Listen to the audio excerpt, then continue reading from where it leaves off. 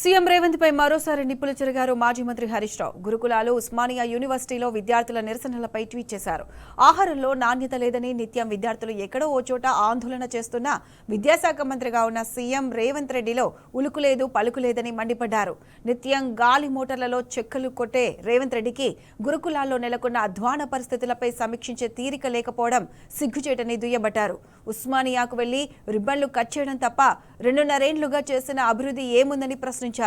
మాటలు కోటలు దాటితే ఆచరణ గడప దాటదు అనడానికి ముఖ్యమంత్రి నిలువెత్తు నిదర్శనమన్నారు. గురుకులాల ఖ్యాతిని మసకబార్చిన రేవంత్ రెడ్డి మరోవైపు అంచనాలు పెంచి కమిషన్లు దండుకోవడానికే యంగ్ ఇండియా స్కూల్స్ పేరిట భారీ నాటకానికి తెరతీశారని ధ్వజమెత్తారు.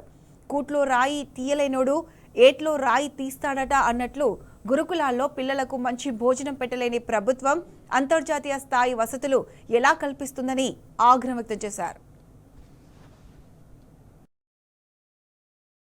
లేని అన్నం కోసం విద్యార్థులు నడి రోడ్డునెక్కి నిరసన తెలియజేయాల్సిన దుస్థితి కల్పించడమేనా ఇందిరమ్మ రాజ్యమని ప్రశ్నించారు హరీష్ రావు. ఉస్మానియా విద్యార్థులు తల్లిదండ్రులకు కనీస గౌరవం కూడా ఇవ్వకుండా అవమానించడమేనా ప్రజాపాలన అని ఎండగట్టారు. పరిపాలన అంటే ప్రగల్భాలు పలకడం కాదు, ప్రతిపక్షాలపై బూతుల వర్షం కురిపించడం అంతకంటే కాదని చురకలంటించారు.